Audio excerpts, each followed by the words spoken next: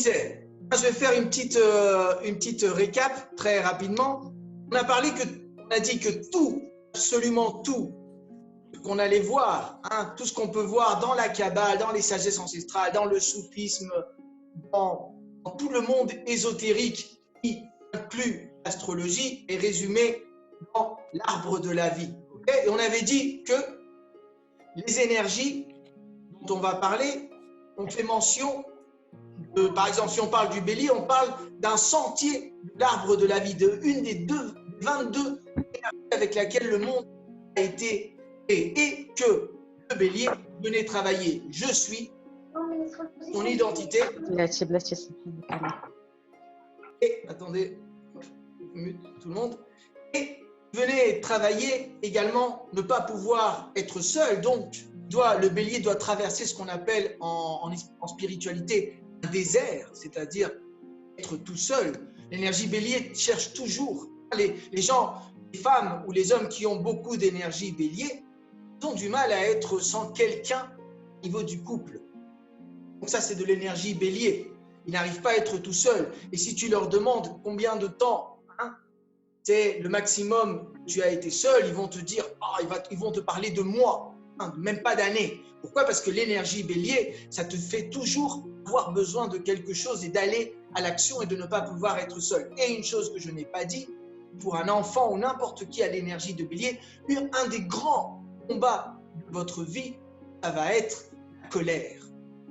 Ces colères qui te prennent quand tu es bélier, avoir travaillé justement, parce que le bélier, il est géré par Mars. Mars, c'est de l'action. Je vais toujours que j'ai de l'énergie bélier, devoir gérer l'impulsion que j'ai à l'acte de Bonsoir Damien. Bonsoir, oui. C'est Sarah, ça va? Ça va Sarah, et toi?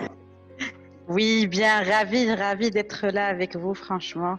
Et j'ai une question juste par rapport à cette énergie bélier, ou plutôt toutes les énergies au fait qui ne sont pas incarnées. Je m'explique. Je connais une personne bélier, c'est mon père, oui, et qui n'incarne pas du tout, mais pas du tout son énergie bélier. C'est une personne qui est dans la solitude par contre, qui ne parle pas, qui ne s'exprime pas. Mais par contre, je ne le vois pas dans cette énergie de guerrier parce que, comme tu sais que j'ai déjà étudié l'astrologie, j'ai essayé un petit peu d'analyser par rapport à ces premières notions que j'ai eues. Il n'incarne pas du tout cette énergie guerrier, l'action, il se laisse faire. Quel est son ascendant, Sarah? Je sais pas. C'est pour ça que je te dis que l'ascendant, il est très important parce que c'est comme un combat de deux énergies qu'il y a en toi. Et, écoute ça, ouais, plus le temps passe, rappelle-toi ce que je dis tout le temps, c'est que plus l'ascendant prend de place. Donc, ça ne m'étonne pas. Des fois, c'est pour ça que c'est tellement important de connaître des fois l'ascendant d'une personne parce que c'est ce qu'on va voir surtout à la fin de ta vie. Tu n'as pas travaillé spirituellement. Ça se comprend? Autre chose qu'on peut parler sans connaître ton père, mais en écoutant ce que tu me dis, je dirais autre chose que une personne que tu ne reconnais pas dans son essence, c'est une personne qui a son essence éteinte d'une certaine manière. Oui. Tu vois ce que je veux dire? Oui, je vois. Et c'est ce que j'allais te dire, c'est qu'on sent qu'il souffre dans le silence. Voilà, parce que l'âme, elle perd son essence et son énergie essentielle. Hein? C'est ça. Si aujourd'hui on est ici, c'est grâce à Sarah, hein, qui m'a insisté pour faire ces rencontres d'astrologie. Donc, merci Sarah. Merci à vous, merci infiniment. Ok, alors, donc, vous voyez, on n'arrive pas à voir. Mais bon, moi, l'idée, c'est de vous donner un aperçu parce qu'également, je devrais vous parler de chaque carte du tarot, que je sais que c'est super intéressant, mais on va se concentrer sur l'astrologie. Donc, le bélier, il vient travailler donc la colère et il vient travailler, pouvoir mettre de la réflexion à son action. Donc, un bon exercice pour un bélier, c'est de se dire, tous les WhatsApp, je vais les répondre en 24 heures. C'est un super bon exercice pour l'énergie du bélier. Parce que lui, c'est quelqu'un qui veut de l'action right now.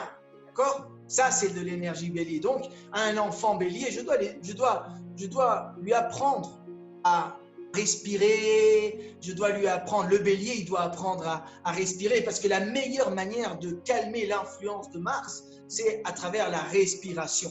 D'accord? Donc ça, c'est quelque chose que je peux travailler avec l'énergie bélier. Oui, Mathilde. Oui, je voudrais poser la question. Tu as cité pour le Gémeaux surtout une qualité aussi à l'énergie du Gémeaux qui vient aider à travailler. Parce que là, le bélier, tu l'accables pas mal, ce serait bien de donner ses qualités aussi. Merci. Donc, je vais reprendre sur le Jumeau. Merci de m'avoir cadré. Ça, c'est bien. Alors, dans le Jumeau, les choses que je viens travailler, c'est savoir que j'ai un pouvoir intuitif extraordinaire, mais l'univers me le donne si j'apprends à prendre des décisions intuitives. Et pour pouvoir écouter mon intuition, je dois savoir réussir du silence mental. C'est pour ça que les personnes qui lisent très bien les registres akashiques, qu'est-ce qu'ils réussissent à faire? C'est avoir un grand silence mental pour avoir tout le pouvoir de l'intuition. Donc, quand on fait des cours, ça je le raconte tout le temps, quand on fait des cours avec Alejandra, on sait que ce qu'on va trouver de moins entre les signes, c'est les jumeaux. Ils sont rares. Ils sont rares. Ça ne veut pas dire qu'il n'y en a pas, mais l'énergie jumeau est rare. Et quand elle est présente, soit elle est très mentale et ça lui intéresse la partie mentale de ce qu'on lui dit, ou soit elle est énormément intuitive. C'est pour ça que le jumeau, quand il réussit, je vais vous montrer, regardez. Et c'est extraordinaire comme les cartes, elles nous parlent. Et cette carte, je regarde cette carte, c'est les amants. Dans cette carte, on me décrit tout ce que je suis en train de parler de l'énergie de jumeaux. Il y a une dame ici qui représente l'intuition ou la conscience. Et l'énergie de jumeaux, ça représente les deux voies, le jumeau dans la tête. L'énergie de jumeaux est très bipolaire. Il y a deux voies très très grandes dans la tête. Elle est représentée par ce qu'on appelle les amants. Les amants se disputent toujours dans la tête du jumeau. Donc, quand on a des amants qui se disputent tout le temps, c'est très difficile de prendre des décisions. Une des choses que vient à travailler l'énergie de jumeaux, c'est la prise de décision parce qu'il va y avoir beaucoup de mal. Pourquoi? Parce qu'elle va toujours écouter la voix des amoureux qui se chamaillent. Et cette personne représente la prise de décision. Ça veut dire que je dois écouter mon intuition avant qu'elle arrive à penser. Et dès que je la vois, je dis, ça y est, elle y est arrivée. Je reste sur ce qui est arrivé. Si je la laisse descendre au mental et je commence à la penser rationnellement, elle rentre dans le terrain des amoureux, c'est perdu pour le jumeau. Ça va être un coup oui, un coup non, un coup oui, un coup non. Donc, l'énergie de jumeau qui a du mal à prendre des décisions parce qu'elle change toujours d'avis, elle va avoir beaucoup de travail sur sur les décisions de long terme. Ça va être un des grands travaux d'Hercule pour le jumeau, c'est de justement pouvoir penser et prendre des décisions à long terme. Ça peut être le mariage, des fois imposé, ça peut être une carrière, ça peut être un voyage. Un grand exercice pour une âme de jumeau, c'est partir en voyage plus de 40 jours. D'accord? Ça, c'est énorme pour tout ce qui est l'énergie de jumeau. Ça va lui donner beaucoup de force à son âme, mais ça va pas être facile qu'il puisse le faire. Quand on regarde une carte d'un jumeau, on se rend compte, par exemple, quand il a, je ne sais pas, n'importe quel âge, on se rend compte, est-ce qu'il a pu partir à long terme? Est-ce qu'il a pu choisir un doctorat ou une carrière universitaire? Parce que les décisions de long terme, ça va être son grand sujet de la vie. Donc, s'il est enfant, je vais devoir l'aider avec ça. Et la troisième chose très importante dans l'énergie de jumeaux, que si j'ai un enfant ou un couple ou un ami de jumeaux, je dois savoir si je veux vraiment lui faire du bien, je dois l'aider à sortir son monde intérieur. D'accord? L'énergie de jumeaux va être une énergie avec très bonne, parce que son atout et son défaut, c'est la communication. Ça va avoir très bon oratoire. Ça va pouvoir, je ne sais pas, parler à des gens, s'amuser, etc. Mais alors, au moment de parler de son monde intérieur, c'est autre chose. Pourquoi? Parce que quand on parle du monde intérieur, on est en train de parler de cela, on ne parle pas de cela. On ne parle pas du monde physique, on parle du monde émotionnel, du monde intérieur, de la conscience, etc. Donc, j'ai un enfant jumeau ou un un couple jumeau, n'importe qui avec de l'énergie jumeau, je dois l'aider à pouvoir sortir son monde intérieur. Qu'est-ce qui t'arrive dedans? Toi, comment tu te sens? Vas-y, parlons de ton monde intérieur, pas du tout du monde mental. Et vous allez voir que pour le jumeau, ça va être très, très difficile. Non, je ne te demande pas à niveau rationnel. Qu'est-ce que tu sens? Parle-moi ce que tu sens de tes sentiments. Si c'est un enfant, je peux lui faire de la peinture, du chant, quelque chose où son monde intérieur puisse sortir, ou si c'est mon couple, hein, ou je ne sais pas, une conversation profonde. Hein? Qu'est-ce que tu as besoin de moi? Ça, c'est une conversation profonde. Et un bon exercice que je donne toujours quand je fais les cartes astrales de couple et il y a de l'énergie forte jumeau, je lui dis, asseyez-vous et ayez une conversation les deux et demandez-lui à l'autre qu'est-ce qu'il a besoin de toi. Donc, le jumeau, celui qui a de l'énergie jumeau, lui demande à l'autre, qu'est-ce que tu as besoin? Tu lui racontes à l'autre ce que toi tu as besoin de lui. L'exercice, c'est que lui te dise ce qu'il comprend. Et une fois que toi, tu es d'accord avec ce que l'autre a compris, vous faites à l'envers. L'autre te raconte son besoin, et toi, tu lui transmets avec tes paroles. Vous allez voir, ça va prendre du temps. Ce n'est pas si facile. Donc, si je l'aide dès qu'il est petit, c'est pour ça que j'insiste toujours pour savoir l'importance de l'astrologie pour les enfants. Si je l'aide depuis qu'il est petit à sortir son monde intérieur, ça va lui faire un grand bien à l'âme de cet enfant, l'âme de mon couple, l'âme de quoi que ce soit. Je vais lui donner du splendeur, je vais lui augmenter la vibration. D'accord? Ça, c'est un exercice pour faire quelqu'un avec l'énergie de jumeau, ou l'aider à arrêter de penser. Hein? C'est un autre exercice ou c'est une autre aide que je peux essayer de lui donner à quelqu'un avec l'énergie du jumeau. Ok? Et la prise de décision à long terme. Ok? Est-ce que jusqu'à présent, on va passer à jumeau? Regardez, hein?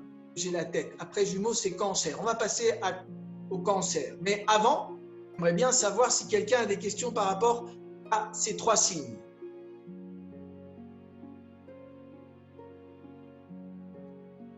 Pas de questions? On continue. Moi, j'ai une question. Oui. Moi, par exemple, ça me faisait rire parce que je suis Gémeaux, donc tout me parlait, mais moi, je suis Gémeaux, ascendant Gémeaux, donc c'est encore deux fois plus challengeant. C'est parfait, exactement ça. Quand tu vois quelqu'un avec... Regardez, si tu veux, on imagine que moi je vois Aïda. C'est qui a parlé, pardon? Aïda, oui, ok. Aïda Si je vois Aïda et je vois qu'elle est solaire, jumeau, gémeaux, ascendant gémeaux, je peux faire deux choses.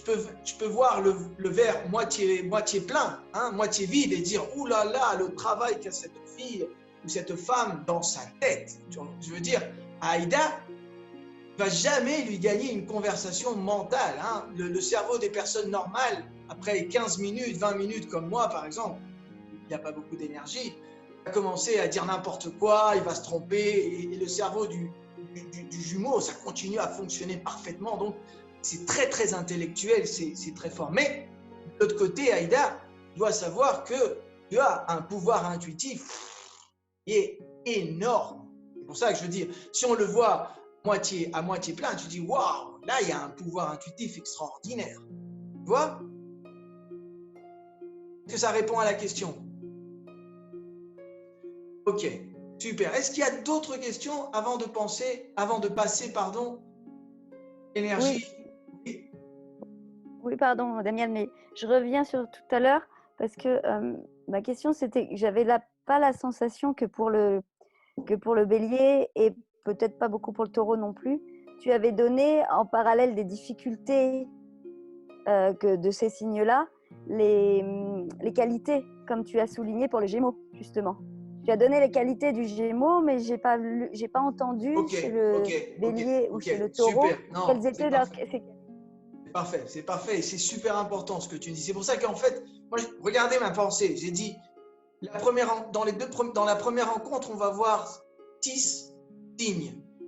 Après, je me dis, il faudrait prendre en fait une rencontre par signe, mais on va pas faire ça. Mais vous voyez, il y a tellement de choses à dire et toujours ce que je me dis, c'est, oulala, ça c'est super important. Alors, l'action, la qualité du bélier, c'est l'action.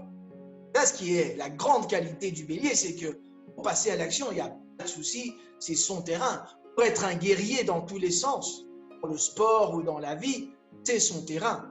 hein. Ce côté enfantin, ça lui donne une grande curiosité au bélier, hein, parce que l'énergie de l'enfant, c'est qu'en fait, je parle des choses mauvaises, mais tout ce qui est bien chez un enfant, tout ce qu'on aime chez un enfant, le bélier, il a. L'enfant, il aime l'action, il aime s'amuser, il est curieux toujours. Attention, l'enfant, il s'ennuie toujours très très vite. Le bélier aussi, vous voyez, c'est très énergie de l'enfant. Et le taureau, il doit savoir que, parallèle avec Scorpion, on va parler après si on a le temps des signes opposés, mais Scorpion et Taureau, c'est le même axe. On appelle des axes et c'est là qu'est l'énergie sexuelle. Donc Scorpion et Taureau, c'est des grands passeurs. On les appelle les passeurs du monde énergie, entre le monde énergétique et le monde physique. Ton âme, ça veut dire qu'elle a la facilité pour faire le passage dans un sens et dans l'autre. Si tu es Taureau, c'est pour ça que tu es tellement, d'une certaine manière, collé à la matière, parce que tu es le passage de la matière. Alors, c'est très important d'être un passeur d'énergie. C'est quelqu'un qui, quand le réveil, qui se sent bien, qui est bien spirituellement, ou du moins comme nous on appelle spirituellement, c'est quelqu'un qui va avoir une grande capacité pour matérialiser les énergies. Alors, à quoi me sert matérialiser les énergies? La guérison, c'est de la matérialisation énergétique. Je ne sais pas, vivre la vie que l'on veut, ou que l'on rêve, ou que l'on imagine, c'est de la qualité énergétique. Vous comprenez l'énergie du taureau, c'est pour ça. Et on parlait de l'énergie sexuelle. L'énergie sexuelle, c'est justement l'énergie qui fait le pont entre le monde physique et le monde énergétique. Donc, l'énergie du taureau, il est obligé de savoir très très bien manipuler l'énergie sexuelle. Est-ce que j'ai bien vendu taureau et bélier également? J'ai bien vendu. Ouais, ça va. Est-ce que tu peux nous donner la carte tarologique liée au taureau aussi? Parce que si j'ai bien noté, le bélier, c'est l'empereur, et le gémeaux, c'est l'amoureux, la 6. Pour le taureau, c'est laquelle? C'est ça, le nom, il dépend des écoles de tarot. Tu peux le connaître comme le hiérophant. Hein, le hiérophant, et c'est ce qu'on parlait, c'est un espèce, on appelle le pape également, est connu. Mais bon, le nom, c'est le nom. J'essaye de vous montrer comme… D'accord, c'est la 5? Oui. C'est la 5? Okay. Oui, c'est la 5. Mais également, le numéro du tarot, il y a des écoles qui disent c'est la 5, il y en a qui ne comptent pas. Le fou qui au début, ils le mettent à la fin. Donc, si vous me demandez à moi, c'est la 5, mais peut-être quelqu'un d'autre, il vous dit c'est la 4 et il aura raison. Parce qu'il y a un moment que tu dois choisir. Chez moi, le pape, c'est la 5. Donc, si tu me dis que ça correspond au pape et à la 5, c'est que ça doit être ça. Ok, et ben c'est bon. Le hiérophant, toi, tu… Oui, le hiérophant. Vous voyez ce que je vous disais entre l'énergie du taureau, regardez, ça c'est l'énergie du bélier. Vous voyez comme il est assis, et vous voyez comme il est assis, le pape, il y a du confort. Mais bon, il y a également, regardez le pape qui est assis conformément. Le pape, il est censé être très spirituel. Vous voyez, c'est un pape qui est très assis sur le monde matériel. Ça représente l'énergie du taureau à la fois spirituelle et à la fois matérielle. Vous voyez qu'il y a plein de choses qui nous parlent dans une carte. Ok? Bien. Dami? Oui. Je peux poser une question? Oui, tout à fait. Tu as dit qu'en fait, le taureau et le scorpion étaient diamétralement opposés. Complémentaires. J'aime mieux complémentaires. Ah, d'accord. Parce que je me suis dit, comme moi, je suis signe solaire taureau et signe lunaire scorpion. C'est super. Ouais, c'est pareil que celui qui a le double jumeau. C'est super, okay. Hein, c'est super parce que en principe, tu vas avoir deux polarités très fortes. Mais c'est super parce que tu connais les deux énergies, donc si tu te proposes de trouver un équilibre, ça va être plus facile. Hein? Merci. Okay? Ça dépend de comment tu travailles. Okay? Alors, on passe à la 4e station, 4e travaux d'Hercule, si vous voulez l'appeler, à le 4e moment. L'âme, après avoir dit « je suis », après se rendre compte que le monde matériel, je possède, existe, après se dire mince, je pense. La 4e étape, la 4e station, l'âme se dit ah, mais attendez, je sens encore plus extraordinaire ce que je suis en train de vivre. Hein? Quand vous me demandez la différence entre, regardez, c'est très intéressant de le savoir comme ça. Quand je me demande quelle est la différence entre un être humain et un être angélique, jusqu'où il arrive l'être angélique? Jusqu'à la première maison, le je suis. Et encore, il a du mal parce qu'il fait partie l'unicité. Vous voyez ce que je veux dire? Donc, ces énergies, c'est des choses que seulement l'être humain, il peut vivre. C'est quasiment ce qui nous fait humain et Dieu à la fois. C'est pour ça qu'on dit toujours que les énergies angéliques, en fait, elles nous admirent.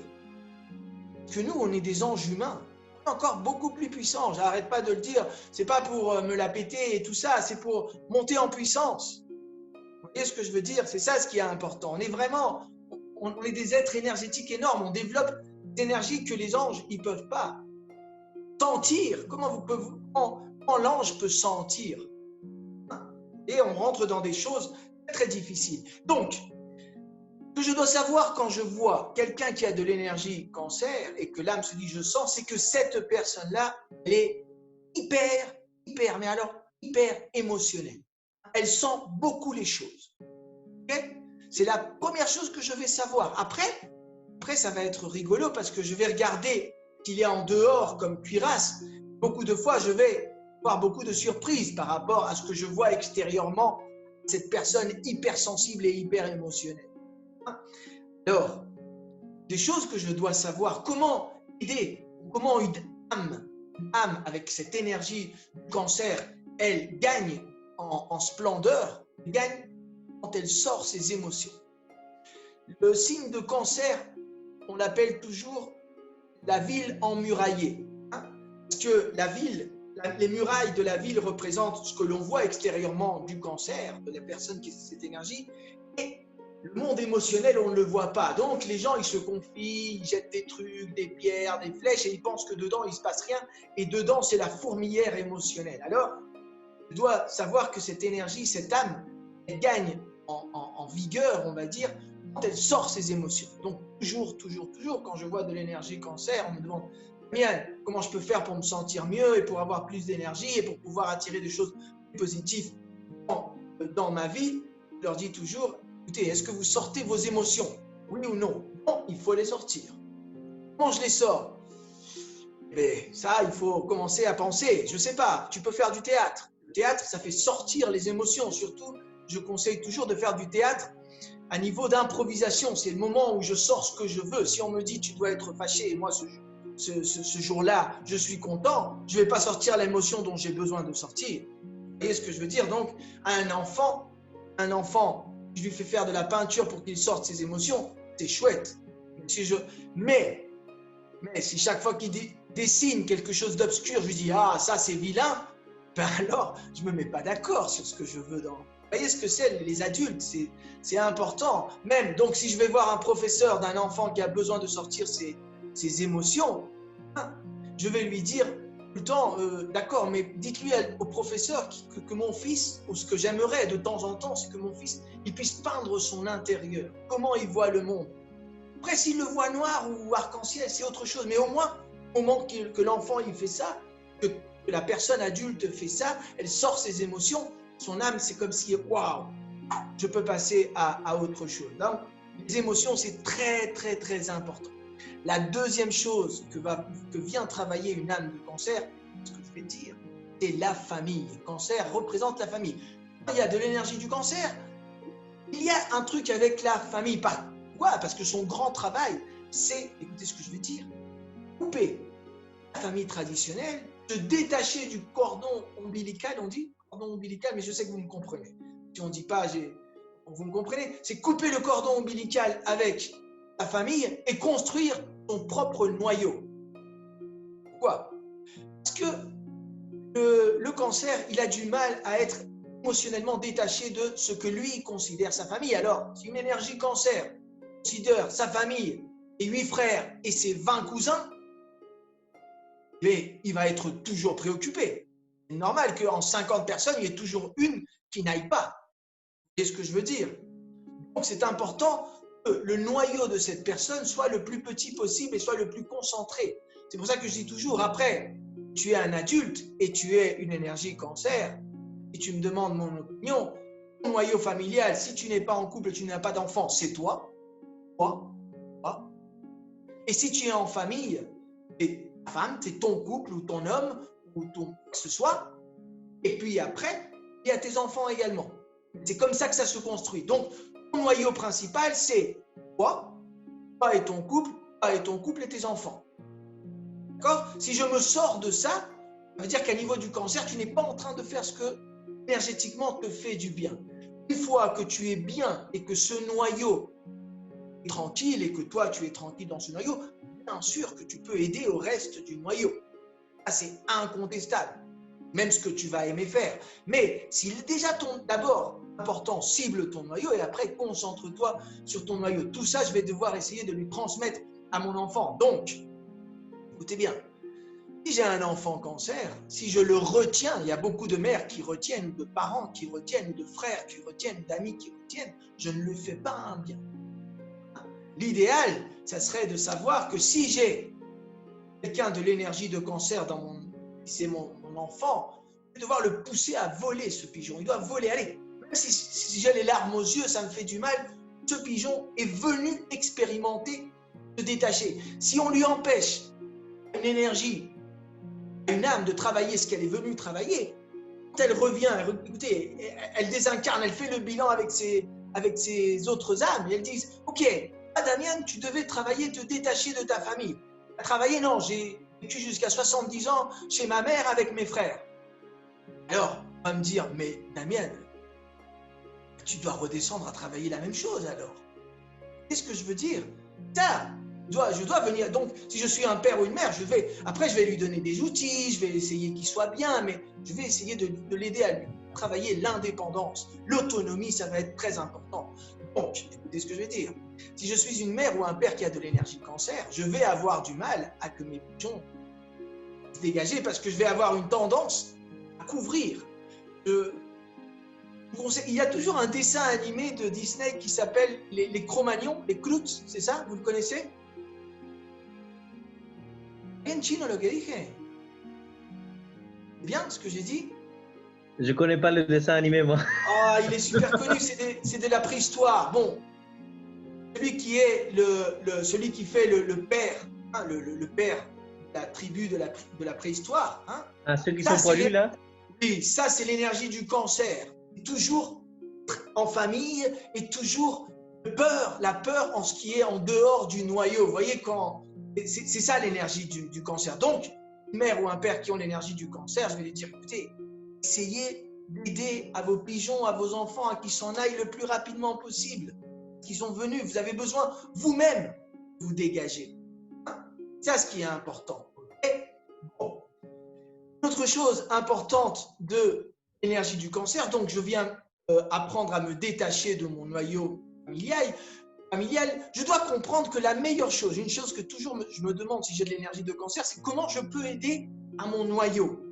Mon noyau, je l'aide en étant moi-même émotionnellement bien, en essayant, parce que si je ne suis pas bien à niveau d'émotion, si j'ai trop d'eau dans ma ville emmuraillée, si je n'ai pas pu laisser sortir de l'eau, si je ne suis pas bien à niveau almique, je ne vais pas aider. Le cancer, c'est celui qui essaye d'être le plus, on va dire, en fréquence tranquille, de ne pas paniquer, de ne pas dramatiser, etc. Au sein de la famille, il sort cette énergie de cancer de la famille, mais de la famille, vraiment de cette énergie du divin féminin qui t'aide à pousser. C'est cette énergie magnifique qui, pour les animaux, que tu vois que le petit pigeon, là, on l'a vu surtout avec Alejandra, la mère, elle refuse au pigeon de lui donner à manger. Extraordinaire cette force. Le pigeon, ça lui fait du bien. Ce n'est pas une force facile. Donc, c'est cette énergie que vient sortir, cette énergie de la mère. Ça ne veut pas dire que quelqu'un qui a de l'énergie de cancer devrait être seulement dédié à la maison ou à la famille. Absolument pas. Mener une entreprise avec une énergie cancérienne, c'est extraordinaire. C'est l'énergie maternelle qui fait grandir tout le monde. Donc, on est d'accord qu'il y a un préjugé par rapport à l'énergie de cancer, comme quoi c'est absolument la famille. Non, ça représente l'énergie de la famille, l'énergie et les émotions. Donc, je fais comme ça pour travailler. Est-ce que il nous reste... Bon, on va terminer aujourd'hui. Après, on va laisser des questions. On va terminer aujourd'hui avec ces 4 signes. On va essayer de faire 4, 4, 4 en 3 rencontres, comme on avait dit. Est-ce que par rapport à tout ce qu'on vient de dire, il y a des questions?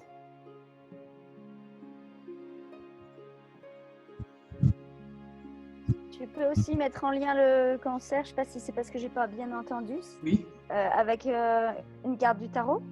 Oui. Moi, comme ça, j'aurais dit la maison Dieu, mais je sais pas si c'est vrai. C'est quoi ton signe solaire et ascendant? Dis-moi. Je suis bélier, ascendant, balance. Ok. Bélier, ascendant. Okay. Tu vois dans ton cas, le côté balance, il te fait voir l'asymétrie. La balance, elle voit l'asymétrie, elle voit quand il y a un déséquilibre. Hein, tu vois toujours en termes d'équilibre et de déséquilibre. Tu te dis, mais attends, Damien, tu as dit 3, il t'en manque un. Ça, c'est déséquilibré. Tu vois? On travaille la balance, c'est cette énergie. Alors, on appelle la carrosse, l'énergie, la carte, Chariot. le chariot, pardon. Merci. Chariot, Le Ouais. chariot. Okay? Qu'est-ce qu'on va... On l'appelle le chariot parce que ici, ce qui nous intéresse, hein, c'est toute la forme. Là, le chariot représente le noyau essentiel du cancer. Le noyau essentiel du cancer, c'est lui. Si moi, je ne suis pas bien, je ne peux aider absolument personne. C'est une grande sagesse. Vous voyez? C'est la première chose laquelle se doit rendre compte un cancer. Mais attention aux implantations que l'on a dans notre société par cette matrix qui nous dit si je ne me fais pas du souci, c'est pas bien. Attendez, si je ne suis pas préoccupé parce que ma fille ne va pas bien, je ne suis pas normal, alors je dois me préoccuper. Attention avec les implantations. Je dois m'occuper, oui, préoccuper, c'est autre chose. L'énergie du cancer, cette carrosse, elle représente que d'abord, elle doit avoir, dans ce chariot, représente que d'abord, je dois avoir le chariot en bon fonctionnement. Après, je peux voir autre chose aux alentours de moi. Et pour voir le chariot, rappelle-toi, hein, les émotions. Les émotions, c'est très important. Est-ce qu'il y a d'autres questions? Est-ce que vous voulez qu'on voit les cartes on peut revoir les cartes, ou est-ce que vous avez des questions par rapport à vos cartes astrales que vous avez, ce que vous voulez? Je suis désolée, j'ai encore une petite question. Vas-y, Est-ce que ce que tu as expliqué, ce que tu as expliqué au début sur ce chemin donc de l'âme, est-ce que ça veut dire qu'une âme qui est en soleil bélier est une âme plus jeune qu'une âme qui est en soleil sagittaire, par exemple? Ah, c'est Est-ce qu'elle est au extraordinaire. début de quelque chose? C'est très bien ta question. C'est très bien ta question. Excellent. Bien sûr, avec ce critère, une des choses que l'on penserait, c'est que, ah, d'accord, le poisson, c'est le dernier, donc c'est le plus élevé de tous, parce qu'il a déjà parcouru tout ce que les autres n'ont pas parcouru. On pourrait dire que oui, mais attention. Moi, j'ai plusieurs incarnations. Si j'ai fait 5 tours, je suis bélier, c'est pas la même chose que j'ai fait même pas un tour et je suis poisson. Tu comprends ce que je dis? Ça dépend. Ça dépend dans lequel sens. Et après, ce qui est extraordinaire, c'est que l'astrologie, à moi, en tout cas, je vais parler, à moi, ça m'a aidé beaucoup à soulager et à refroidir le jugement des personnes. Parce que si je suis conscient de ce que moi, je ne travaille pas énergétiquement, ou ce que moi, j'ai du mal à niveau astrologiquement, à vaincre mes planètes tous les jours. Et ça m'a aidé à être beaucoup plus compréhensif sur l'autre, parce que je me rends compte que finalement, beaucoup de gens ne font pas les choses que nous, on souhaiterait. Je dis pas toujours, mais parce qu'ils sont méchants, parce qu'ils ne veulent pas bosser. Sinon, qu'astrologiquement, c'est leur difficulté. Donc, ça veut dire qu'ils ne devraient pas le faire, mais vont avoir du mal. Ça m'aide à comprendre les gens. Moi, pour mes parents, hein, c'est un grand travail spirituel. L'astrologie m'a beaucoup aidé. Ok, on va couper 5 minutes, on attend juste 5 minutes. Et je ne vais plus parler des signes, donc celui qui doit partir, il peut partir. Celui qui, dans le prochain blog, on va faire 10-20 minutes à d'autres questions sur ce sujet ou n'importe lequel, on reste en parler. D'accord?